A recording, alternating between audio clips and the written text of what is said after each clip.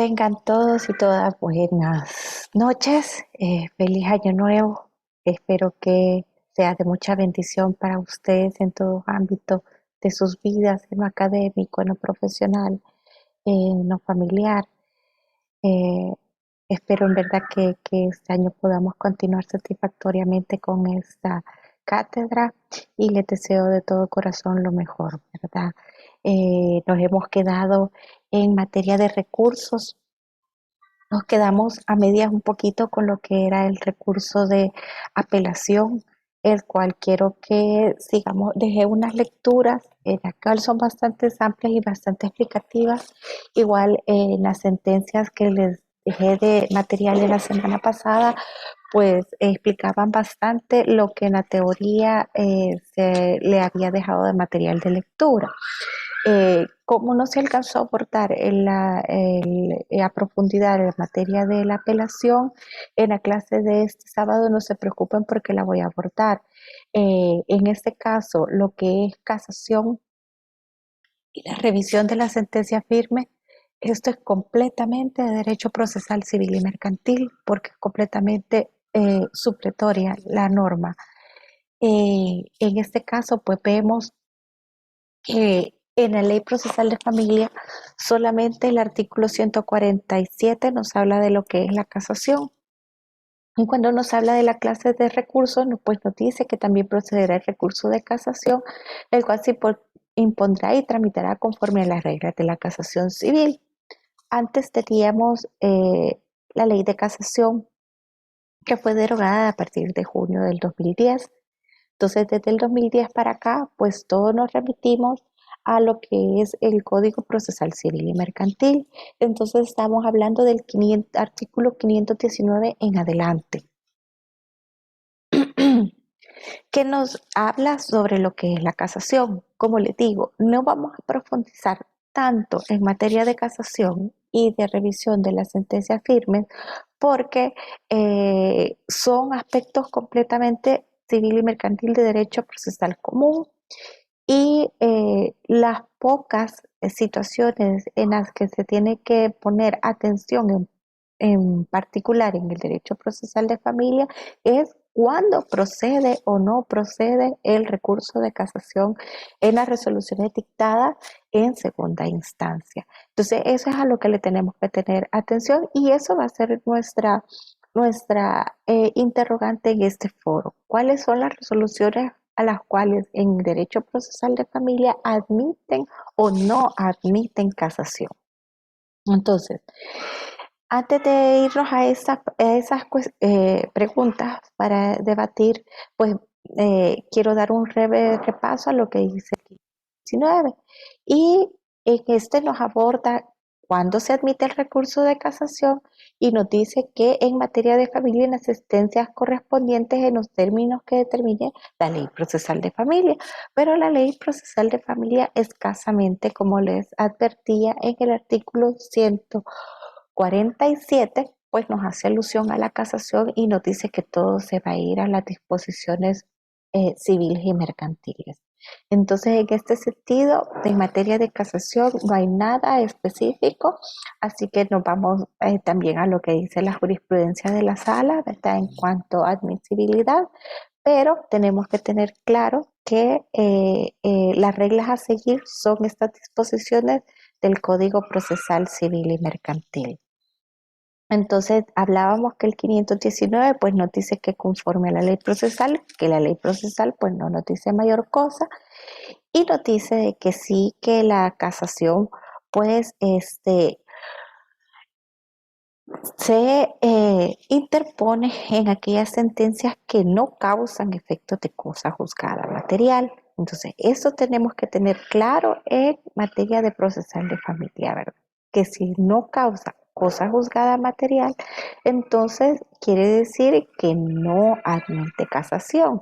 En este caso podemos hablar de alimentos, podemos hablar de violencia intrafamiliar, de medidas de protección, que todas estas son casos en que las sentencias son modificables y en caso de las medidas de protección o la violencia intrafamiliar, la ley de la violencia intrafamiliar que también pues se ven en otras instancias, no solo en familia, sino que en juzgados de paz y en juzgados especializados de la mujer, pues no admiten casación, porque son también aspectos que no nos podemos tardar tanto en estarlos viendo en casación. Se tienen que resolver pronto y tiene que ser expedito y además son modificables. Entonces, en ese caso, no podemos hablar de casación en materia de violencia intrafamiliar, en materia de medidas de protección, en materia de alimentos y en materia de jurisdicción voluntaria, porque expresamente la ley nos lo dice aquí en el artículo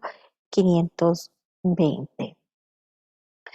Hablamos de que los motivos para la casación son infracción de fondo y forma. O sea que tenemos que establecer que haya una infracción o una errónea aplicación de la norma del derecho. Y el Código Procesal Civil y Mercantil nos dice cuáles son los motivos de fondo, que nos dice el artículo 522, y cuáles son los motivos de forma. El recurso de casación por quebrantamiento de las normas esenciales de proceso tendrá lugar por abuso, exceso o defecto de jurisdicción, por falta de competencia, por inadecuación de procedimiento, por falta de capacidad para ser parte de actuación procesal y de postulación, caducidad de la pretensión, litipendencia y cosa juzgada, sumisión y arbitraje, que no sería el caso en materia de familia, ¿verdad? Renuncia, desistimiento, allanamiento y transacción. Si el objeto no fuere disponible, no hiciere en contravención al interés público, falta de emplazamiento para contestar la demanda, denegación de pruebas legalmente admisibles, no haber practicado un medio probatorio admitido en la instancia, practicarse un medio de prueba ilícito, por haber indebidamente la improcedencia de una apelación y por infracción de requisitos internos y externos de la sentencia. Hay infracción de los requisitos internos cuando la sentencia es incongruente o tiene disposiciones contradictorias. Se entenderá que existe incongruencia en los casos siguientes: haber otorgado el juez más de lo pedido por el actor, menos de lo resistido por el demandado, o cosa distinta a la solicitada por ambas partes, o haber omitido resolver alguna de las causas de pedir o alguna cuestión prejudicial o jurídica necesaria para la resolución del proceso. Se entenderá que ha habido infracción de los requisitos externos de la sentencia cuando se omita relacionar los hechos probados, falta de fundamentación jurídica y oscuridad en la redacción del fallo. Pues estos son aspectos que tenemos que tener en cuenta en el caso de la procedencia de la casación. Y aquí también me quiero detener un poco en ciertos aspectos, como lo es la incongruencia y la falta de motivación, que también son aspectos de nulidad, la indefensión también, en base al 232, que vamos a ver la nulidad también un poco en la clase de este sábado. Entonces quiero que le pongamos atención y también recuerden que en este caso, cuando hablamos de casación, hablamos del máximo recurso.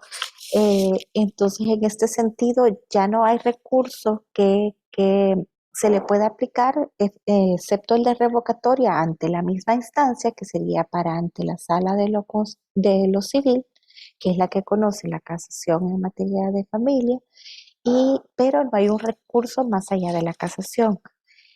Ahí solo nos podemos ir mediante la vía del amparo, que ya no es un recurso, sino que es un procedimiento constitucional en el cual se ampara el derecho constitucional infringido, ¿verdad?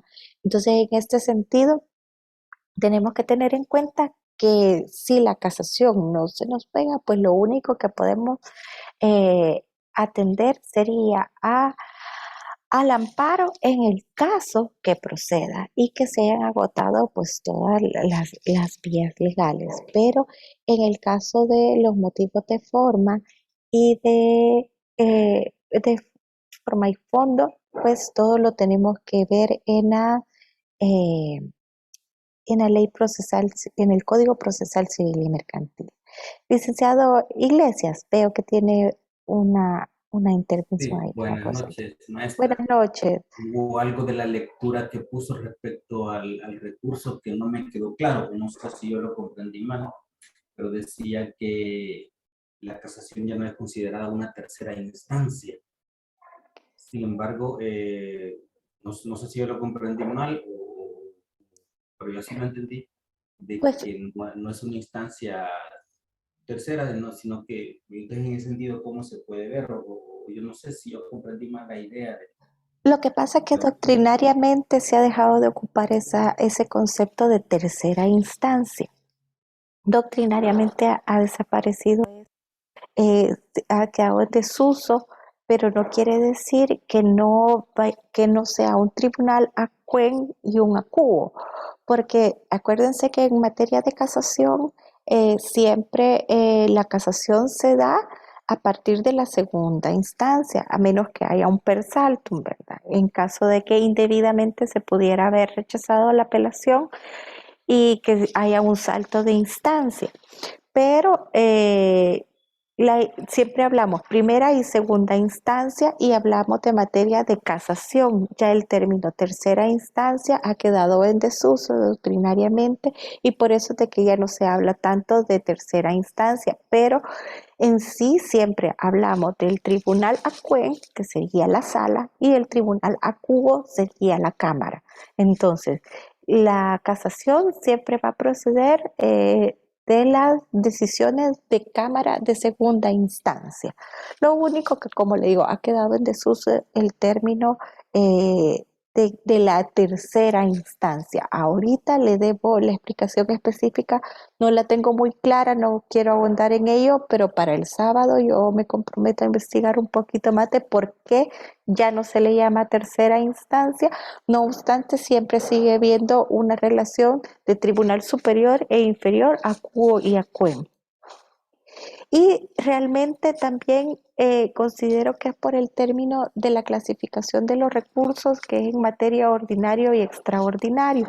Pero en esa materia a mí no me gusta mucho optar por esa clasificación de ordinarios y extraordinarios, porque esa clasificación legalmente fue derogada con el Código Procesal Civil y Mercantil, perdón, sí, fue derogada a partir del Código Procesal Civil y Mercantil, porque el Código de Procedimientos Civiles sí nos hablaba de la clasificación de los recursos ordinarios y extraordinarios. Nos hablaba de lo ordinario en la revocatoria de apelación y extraordinario el de casación por los requisitos específicos que son un poco más complejos. En el caso de la apelación, pues recurrimos a lo que es una sala, a un tribunal colegiado en el que son 4 magistrados los que conocen. Entonces, en este sentido, pues, requiere un poquito más de motivación o de preparación el escrito de casación. Sin embargo, tenemos que estar conscientes que el derecho a recurrir es un derecho de petición, es un derecho constitucional que no se puede ver vedado por la rigidez del derecho procesal, ¿verdad? Sino que tiene que viabilizarse. Entonces, un poquito por ahí va mi explicación por el momento de lo que es la tercera instancia, pero yo me comprometo a tratar de averiguar o ahondar un poquito más sobre este tema en la clase del sábado, licenciado Iglesias. Ok, gracias, Mar. ¿Hay alguna otra duda o pregunta ahorita en lo que vamos?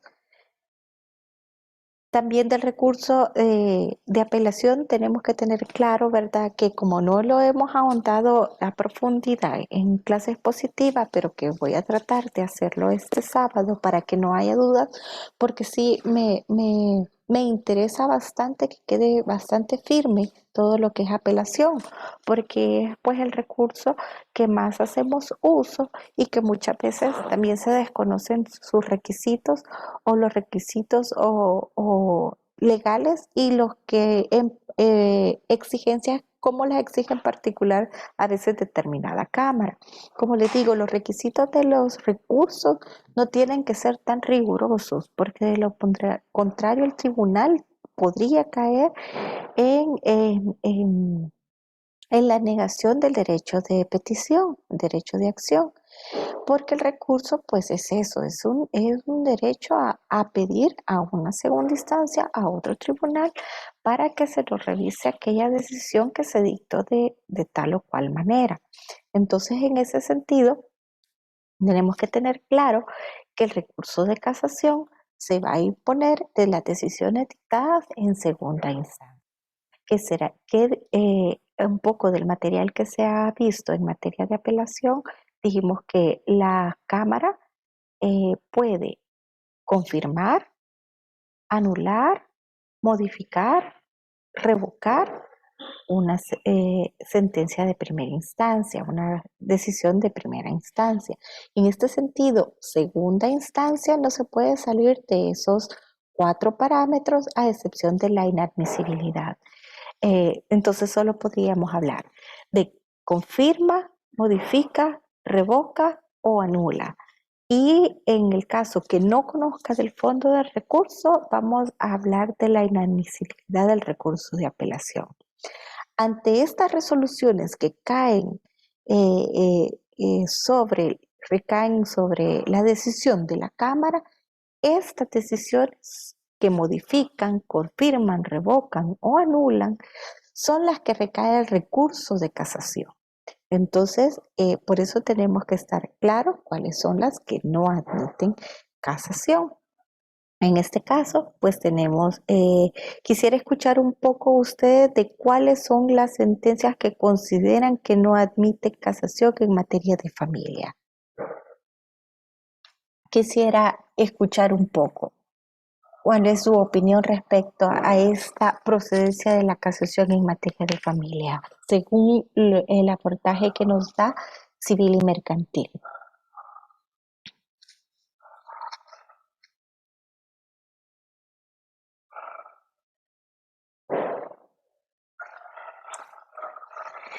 En lo que ordenamos un poquito ideas y se deciden a comentar, pues vamos a ver también que no hemos leído aquí los aspectos de fondo por los cuales puede proceder la casación. En lo que se animan a participar, pues podemos ver que los motivos de fondo nos los establece el artículo 522 respecto al recurso de casación. El recurso de casación procede cuando se hubiere producido alguna infracción de ley o de doctrina legal. Aquí hablábamos un poquito de la doctrina legal, ¿verdad? De que tienen que haber 3 sentencias. Hablábamos de la línea jurisprudencial y que esta solo se crea la doctrina legal pues a nivel de sala. Entonces las resoluciones tienen que ser de sala, tienen que ser 3 resoluciones continuas de sala. En materia de casación, pues entonces solo sería en materias civil, que ve familia, y la casación penal que tenemos, ¿verdad? Entonces, sería por infracción de ley o por la infracción de doctrina legal. Se entenderá que se ha infringido la ley cuando ésta se hubiera aplicado indebidamente o erróneamente, o cuando se ha dejado de aplicar la norma que regula el supuesto que se contravierte. Hay infracción de doctrina legal cuando se hubiera violado la jurisprudencia establecida por el Tribunal de Casación. Decimos que el Tribunal de Casación sería la sala de lo civil, surgida de la aplicación e interpretación de la ley y que esté contenida en 3 o más sentencias constantes, uniformes y no ininterrumpidas por otra doctrina legal. Entonces, cuando hablamos de doctrina legal, decimos que solo puede ser doctrina legal en materia penal, pues el Tribunal de Casación solo sería la sala de lo penal y la sala de lo civil, cada uno en su materia. Y sabemos que la sala de lo civil conoce en casación en materia de civil, mercantil, laboral y familia. Entonces, en este caso, hablábamos de que tiene que haber una infracción de ley y hablábamos que la infracción de ley es cuando cuando la hubieran aplicado indebidamente o erróneamente, o cuando se ha dejado de aplicar una norma. Por ejemplo, estamos hablando de que hay una resolución en materia de alimentos en que se está hablando de niños, niñas y adolescentes. En este caso, si se deja de aplicar una norma en cuanto a parámetros de capacidad, necesidad o de valoración de la prueba o que contemple protección de niñas y adolescencia o cualquier aspecto que afecte específicamente el proceso en el cual recayó la sentencia y de la cual se pronunció la segunda instancia y consideran que ha habido una errónea aplicación en segunda instancia al dictar su resolución, entonces se ataca la resolución de segunda instancia a través del recurso de casación. También cuando nosotros vemos una resolución de segunda instancia que carece de motivación, que no tiene argumento suficiente, sustento suficiente, en el cual nos están diciendo por qué modifican una sentencia de alimentos, por qué se está modificando un cuidado personal. Podemos ver el caso, por ejemplo, en un cuidado personal en que papá y mamá establecen supuestos en los cuales los dos tienen parámetros para ejercer el cuidado personal de sus hijos. En este sentido, eh, podemos decir que tal vez están bastante equilibrados, que los dos han sustentado sus capacidades, cada quien en su ámbito en particular, y se establece una sentencia que se le da el cuidado personal al padre en primera instancia, y vemos que en segunda instancia eh, en la Cámara se le da vuelta a la sentencia y nos dice que no se le da al padre, sino que se le da a la madre, pero no nos da mayores argumentos al respecto. Entonces, en ese sentido, podemos recurrir a la casación en virtud que hay carencia de fundamento o de argumentación jurídica. Además que existe indefensión por la falta de argumentación, porque en ese sentido incluso nos limita en un momento dado la vía recursiva, que podría ser en un momento dado la revocatoria en segunda instancia. Entonces, en ese sentido, tenemos la casación para poder nosotros debatir esa decisión en cuanto a la falta de fundamentación de por qué se le ha dado una modificación a la sentencia, quitándole el cuidado personal al padre y que a la madre. ¿Alguien más que quiera opinar respecto a la procedencia de casación en materia de familia? Yo tengo una duda, licenciada. Sí, En dígame. estos ejemplos que estaba poniendo ahorita, no se consideraría como en los que no se puede interponer la casación, por lo que hablaba de la cosa juzgada, el de alimentos, el de La cuidados cosa juzgada personales. material, Ujú. tiene razón. En ese caso, mi ejemplo por el momento, en materia de casación, eh, es algo que les quería también. Gracias por la pregunta, porque me ubica también en esto que se me estaba yendo. En este caso, digamos, no se podría casar porque es una sentencia modificable. Tiene razón en ese sentido. Pero no quiere decir que usted no lo pueda interponer. Entonces, las personas interponen recurso de casación y en ese sentido, aunque sea una sentencia de las que no admite casación, la Cámara de Segunda Instancia tiene que esperar los 15 días hábiles para regresar el expediente a primera instancia, porque en un momento dado usted tiene derecho a interponer el recurso de casación, sea procedente o no. Entonces, en ese sentido, los 15 días que se tiene para interponer el recurso de casación, el expediente siempre va a estar en segunda instancia, porque usted puede interponer casación de ese punto y la Cámara tiene la obligación de mandarlo a la sala. La sala es la que va a decidir si el recurso procede o no. Entonces, muy bien la observación del compañero de que en materia de cuidado personal no podríamos casar, no obstante, se puede interponer, se va a sala, pero sala rechazaría el recurso. Entonces, en este caso es bien importante la pregunta que me hace, porque allí es donde quería explicarles esta situación, porque es el derecho a recurrir. Yo, por el hecho de que la ley además, la ley procesal de familia no es tan específica en cuánto procede y cuándo no, no nos da casos específicos y todo nos remite al Código Procesal Civil y Mercantil. Entonces, nosotros tenemos que ser cuidadosos, los operadores del sistema judicial, en no atentar contra el derecho de recurrir, el derecho de petición, y en ese sentido puede recurrir incluso de violencia intrafamiliar, que el recurso se va a ir a segunda instancia, o sea, se va a ir, perdón, de segunda instancia a sala. Entonces, la sala lo rechazará. Dirá que no es procedente a casarla porque no procede, no es una resolución que admita casación. Al igual pasará con las resoluciones de que declare Cámara inadmisible el recurso de apelación. Si un recurso de apelación se le declara admisible, usted puede interponer casación.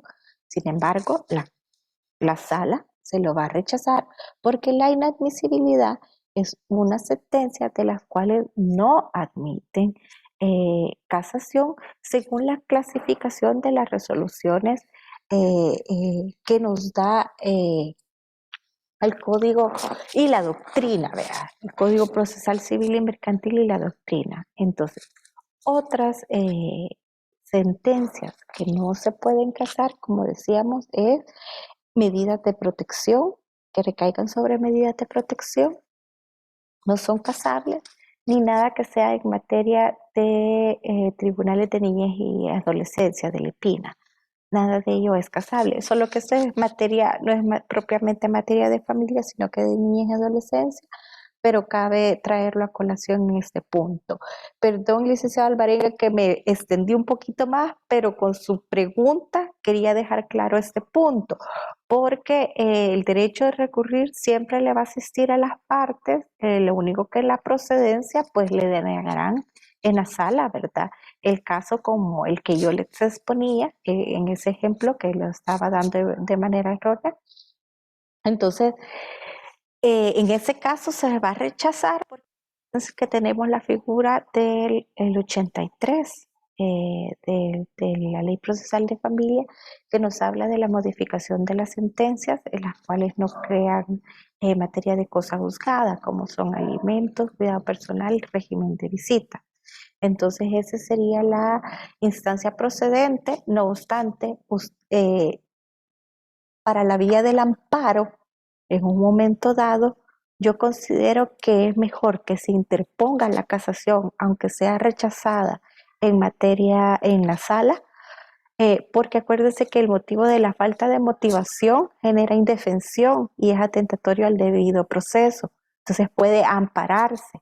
Entonces en ese caso hay que agotar todas las instancias y para que en un momento dado podamos afirmar que completamente se trató de agotar todas las instancias, para mí es mejor que se interponga el recurso de casación, aunque lo rechace la sala, para después proceder al amparo, porque en un momento dado se nos pueda decir no se agotaron todas las vías correspondientes. Espero haber respondido su interrogante, licenciado Alvarenga. Sí, gracias. ¿Hay alguna otra consulta respecto a lo que estamos dialogando ahorita en materia de casación? Sí, maestra. Buenas noches. Buenas noches. Sí, estaba escuchando lo que le estaba contestando usted al maestrando a Christopher. Sí. Pero si la ley me dice que no admite casación, entonces la única instancia que me queda sería el amparo, ¿verdad? Sí. Entonces, si la ley claramente me está diciendo, sí. Si la ley me está diciendo que no admite casación, entonces yo creo que ahí me deja la vía libre para irme al amparo. Sí, claro, puede hacerlo. Yo le exponía que en el caso, yo consideraba, digamos, yo siendo litigante, yo lo interpusiera a efecto de establecer que agoté por completo todas las instancias, como asegurar ese agotamiento de las vías previas. Solo para yo como litigante, es como mi opinión, que yo les digo en un momento dado, y suele verse en la práctica que la mayoría de litigantes lo interponen. Lo único que ahí, como usted dice, la ley ya lo establece, que no procede, pero como acuérdense que en materia de familia no tenemos nada expresamente que nos diga una disposición específica, así, bueno, sí, sí la hay, pero la tenemos que interpretar en el sentido de familia, porque nos dicen aquellas que no causan materia, cosas juzgadas material. Así es. Hay una disposición, Hay pero una eso lo trasladamos a familia. Entonces, en familia específicamente no hay algo tan textual, entonces como por eso yo opto, es un criterio mío, ¿verdad? En el que en un momento dado yo como litigante, yo lo interpondría, aunque lo rechacen.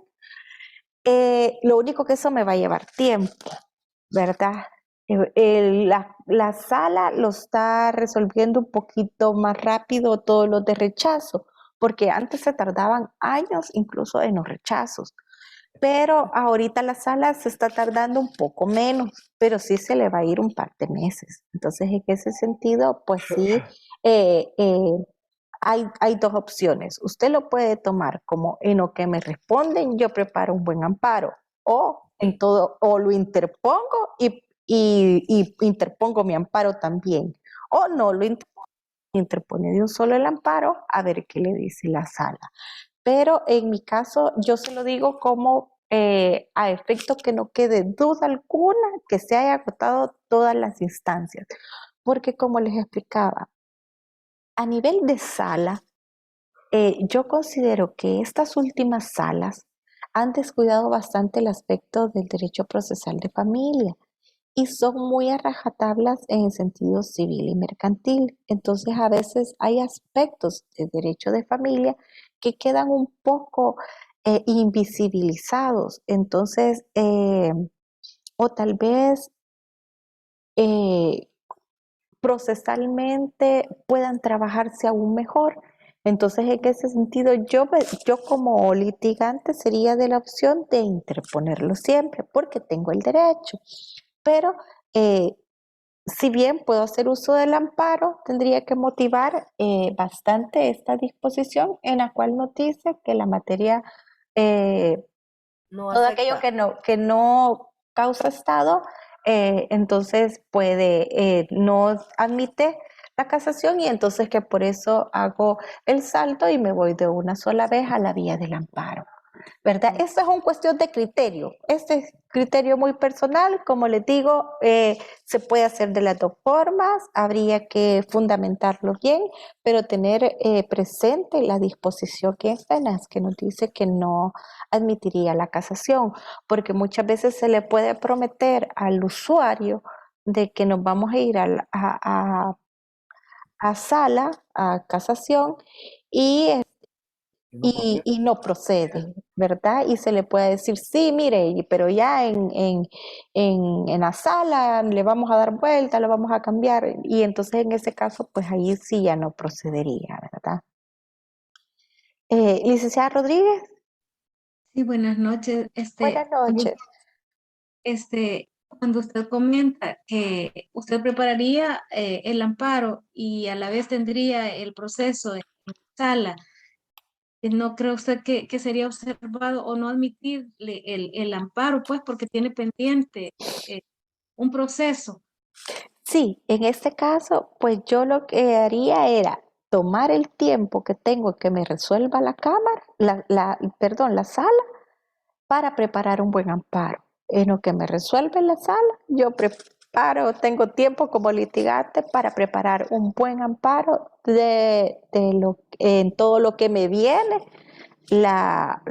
¿cómo se llama? La resolución de las salas, Sala. porque acuérdense que el amparo tiene que ser también tiene que estar vigente, tiene que ser actual, la conculcación del derecho constitucional tiene que ser actual. Entonces esta actualidad la conservaría yo más como litigante si me espero a que me venga la de la sala de lo civil rechazándome la casación. En este caso, por eso es que yo les decía que es como un criterio personal en el que yo tendría para para antes de irme al amparo, ¿verdad? Para establecer, tener más tiempo de preparar, porque ustedes saben que un amparo pues ya es un proceso constitucional que ya requiere mayor preparación en cuanto a nivel de abogado, en el que hay que ver jurisprudencia y que hay que prepararlo un poquito más que un recurso cualquiera, porque es un proceso, no es un recurso, ¿verdad? Entonces, en ese sentido, yo gano tiempo para preparar un buen amparo, para recopilar jurisprudencia, líneas jurisprudenciales al respecto y amparar bien esa decisión. Entonces, como les digo, es un criterio bastante personal y que yo lo he visto bastante en la práctica.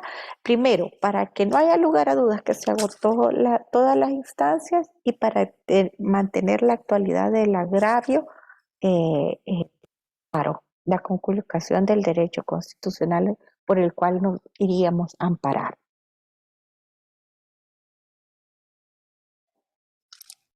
Gracias. O sea que a pesar de que no procede, digamos, solamente es para dejar sentado el hecho de que se agotó y de ahí proceder con el amparo.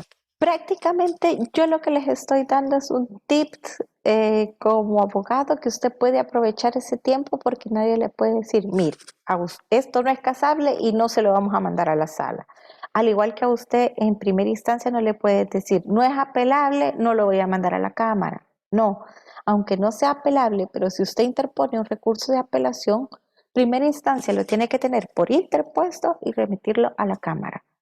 La Cámara dirá, esto no admite apelación, es procedente o no es procedente, esto llena los requisitos de admisibilidad o no.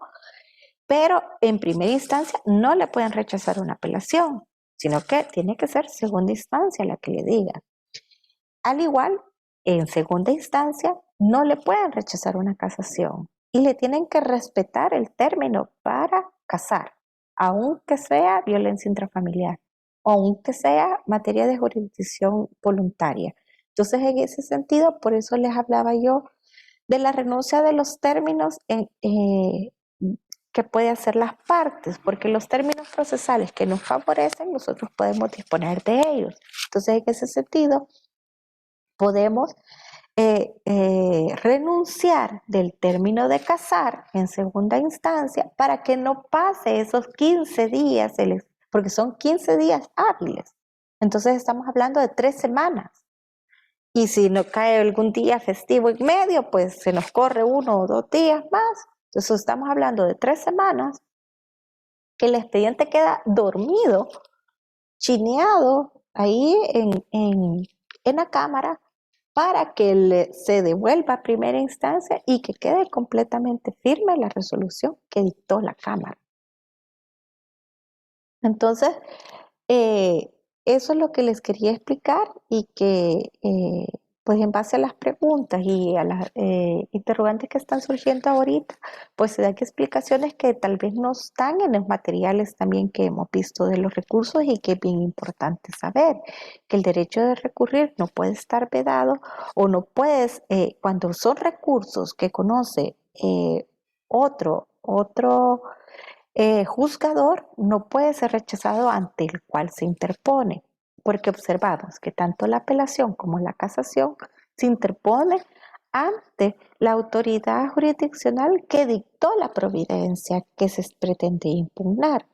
Entonces, el recurso de apelación se interpone en primera instancia. El escrito de apelación va dirigido al juez de primera instancia para ante la Cámara, pero a quien se le presenta materialmente en la Secretaría es al juez de primera instancia que dictó la resolución que vamos a apelar. Perdón. Al igual que en la casación se va a interponer, se va a presentar en la Cámara, en la sala, se va a presentar en la Cámara que dictó la resolución que nosotros que pretendemos casar. Entonces, se presenta en la Cámara puede guardar una copia y agregar a su expediente, pero los originales se van a la sala. El expediente original de la Cámara y el escrito en original, que va para la sala de lo civil, se va en original. Entonces, se recibe en segunda instancia, pero se manda a la sala y es la sala la que lo conoce. Entonces, esas situaciones las tenemos que tener claras, como les digo, porque no puede ser la instancia inferior la que deniegue el conocimiento del recurso. A tal caso de que en materia de apelación vemos la apelación de hecho, que ustedes en el material ya la vieron. Que la apelación de hecho es cuando se interpone una apelación en primera instancia y esta le deniega que el expediente y la tramitación del recurso pase a segunda instancia. Entonces, si usted considera que se le ha denegado indebidamente el conocimiento de esa apelación, entonces usted puede interponer ese recurso de apelación directamente en la Cámara y no ante el juez que conoció. Esa es la apelación de hecho. Porque nos vamos de hecho a la sala porque en primera instancia no me le dieron trámite. Entonces, nos vamos a la sala y exponemos la ilegalidad por la cual no se nos ha dado intervención en alzada. Entonces, ahí podemos ver nosotros que en materia de apelación en derecho de familia tenemos completamente abarcado este aspecto de que si no se nos dio esa intervención, podemos ir a la Cámara y la Cámara hace el estudio específico de la procedencia o no del recurso de apelación y y manda a pedir el expediente a primera instancia para pronunciarse al respecto. Entonces, en este sentido, quiero dejar bastante claro que la instancia ante la cual se interpone el recurso no puede ni debe negarle el conocimiento de la apelación. ¿Qué hacer siempre que se interponga una apelación, aunque no proceda en primera instancia? Como juez, es mejor que se vaya a la Cámara y que sea la Cámara la que diga lo que tenga que decir. ¿Qué pasa en un momento dado? Vamos a ver otra figura, la apelación diferida, que la vamos a hablar un poquito más en profundidad, la quiero tocar el sábado porque todas estas figuras nos las hemos ahondado. La apelación diferida es aquella que se interpone de un incidente, pero se sigue conociendo del proceso. ¿Cuál es la más común? El rechazo de un medio de prueba o de una prueba. Si a usted le rechazan la deposición, la declaración de un testigo o un medio de prueba documental o un medio de prueba científica, usted interpone el recurso de apelación en el término correspondiente, que sería dentro de los 3 siguientes. Pero no lo fundamenta, simple y sencillamente lo interpone y tendrá que apelar de la sentencia definitiva y fundamentar aquel recurso que interpuso en su momento en forma diferida. ¿Por qué se difiere? Porque se difiere el conocimiento hasta la sentencia definitiva. ¿Por qué en sentencia definitiva? Porque usted puede apelar de ese punto en ese momento y el proceso continúa, pero en un momento dado ese punto tal vez no le afecte directamente. Puede ser que le negaron un testigo, pero no obstante usted con los demás testigos probó todo lo que iba a probar. Entonces ya no tiene razón usted de apelar de la sentencia definitiva, ni tiene por qué fundamentar aquella apelación diferida que puso en su momento porque el agravio se le fue. Entonces, en ese sentido, ya no tiene razón de fundamentar o interponer la apelación de la sentencia definitiva. Entonces ya no hay apelación, muere la apelación diferida, porque ya no se fundamentó la interpuesta en su momento.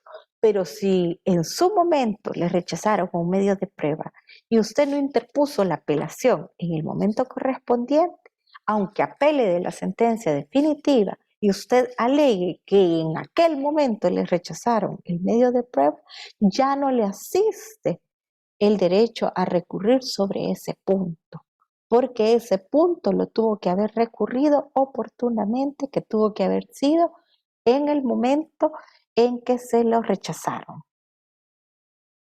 Entonces, vamos ahondando un poquito más en lo que es recurso de apelación, que como les digo, que el día sábado quiero que lo platiquemos un poquito más. No sé si a estas alturas hay alguna otra duda o consulta.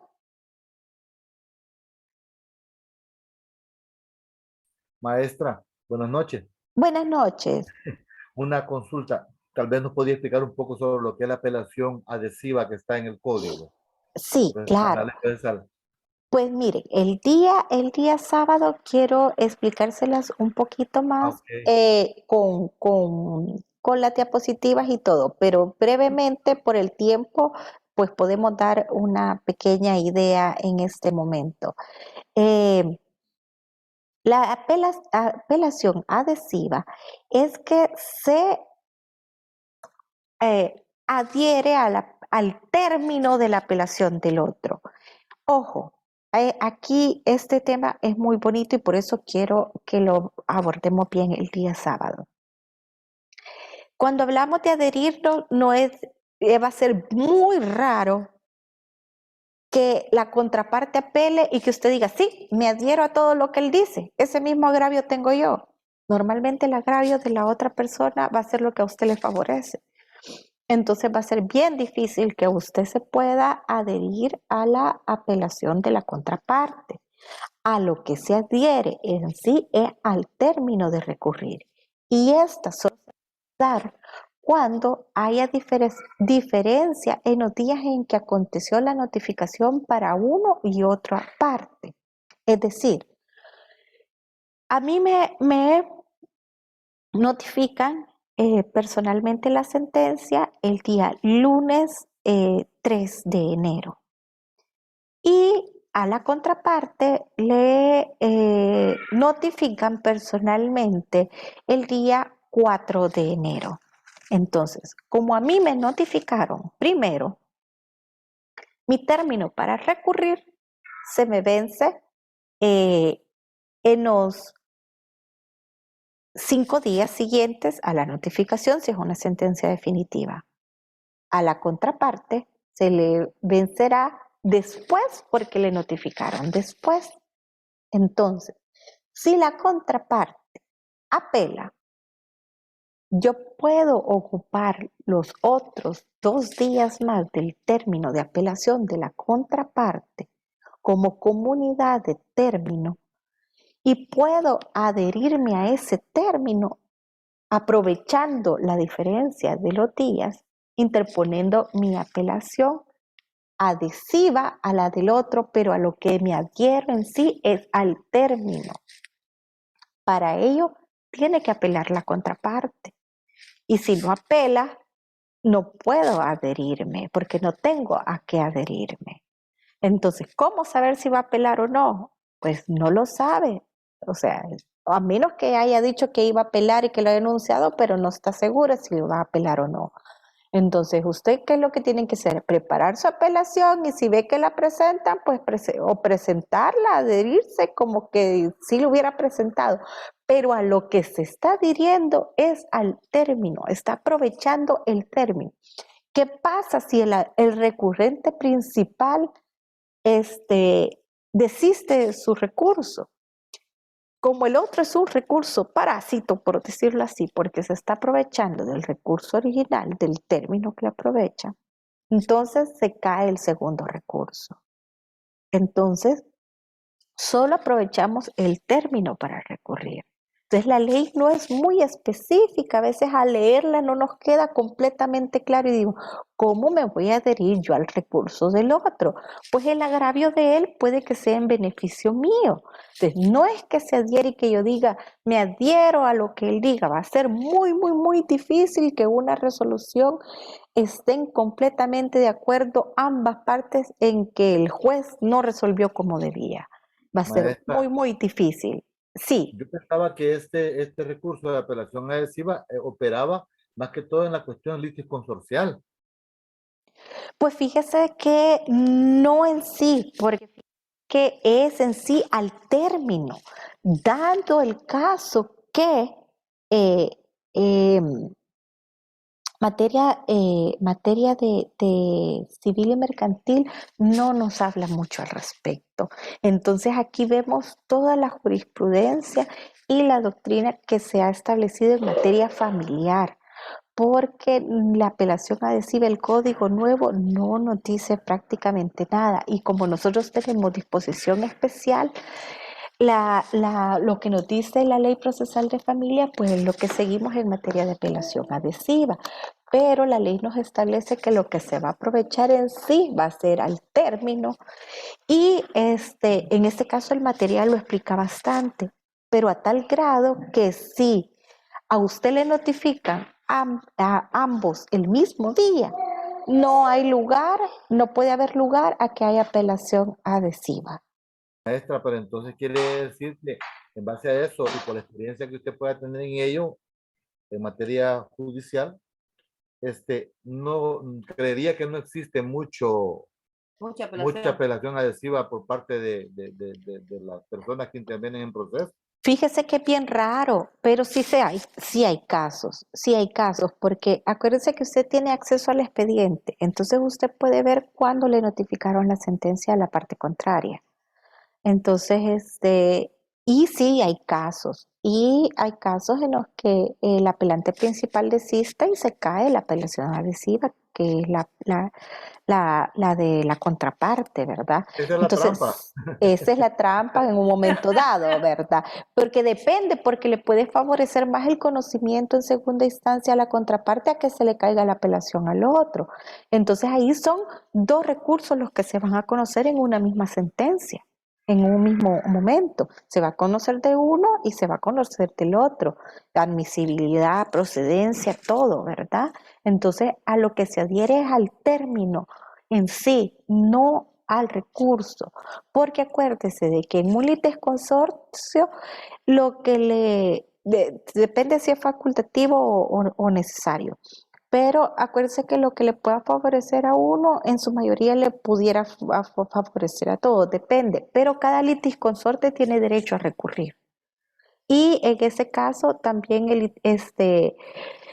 no se le puede afectar tanto a terceros, ¿verdad? Ellos tienen la capacidad procesal de intervenir en la materia de recursos, recurriendo en los términos que le corresponden, eh, en los términos correspondientes. Acuérdese que si es necesario y están actuando todos juntos, pues tienen que interponer un recurso que les aproveche a todos, ¿verdad? Pero en ese sentido, la adhesión en sí es al término, no en sí tanto al agravio. Eso sí es necesario explicarlo y lo vamos a abundar ya con un poquito más de bases legales y una explicación un poco más profunda el día sábado, que quiero que retomemos el recurso de apelación. ¿Les parece? Yo creo que ahorita por el tiempo vamos a llegar hasta aquí, pero quisiera saber si hay alguna otra duda o consulta.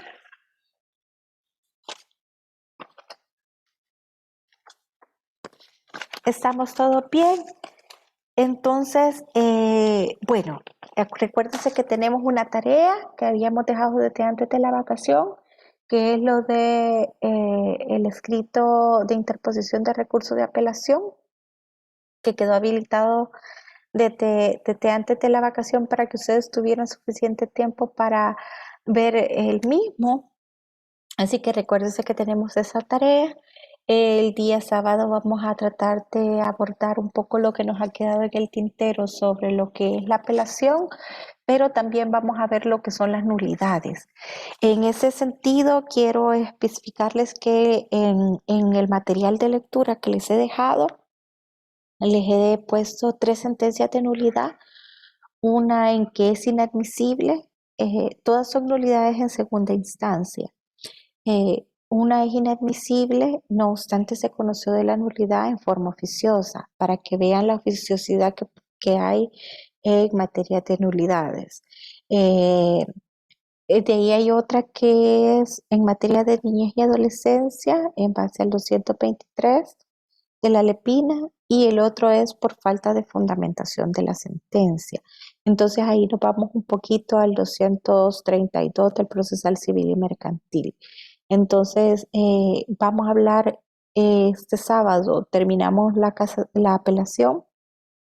Casación vamos a dar hoy por terminada porque les recuerdo que estos son aspectos puramente civiles y mercantiles y que solo tenemos que estar conscientes en la clasificación en materia familiar de cuáles son las que proceden y no. Y hablábamos que en materia de violencia intrafamiliar, medidas de protección, alimentos, todo aquello que nos causa en materia cosa juzgada,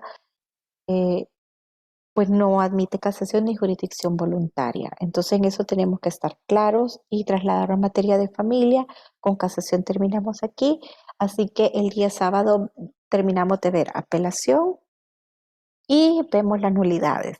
Entonces quiero que por favor vean bien esa lectura de las sentencias, porque eso también nos va a dar lugar a que interactuemos un poquito más en cuanto al aspecto de nulidades, los principios que nos rigen, que en su mayoría son los principios civiles y mercantiles, pero tenemos aspectos de nulidades también, aspectos específicos en materia procesal de familia y niñez y adolescencia, como hablábamos el 223, ¿verdad? Entonces, les deseo feliz año, éxitos para todos. Las disculpas del caso que me encuentro un poco mal de salud con una gripe que no me ha dejado expresarme completamente bien. Espero que no haya habido mucha dificultad en la comprensión de lo que he dicho durante la clase, ¿verdad? Y les deseo muy buenas noches. Nos vemos el día sábado.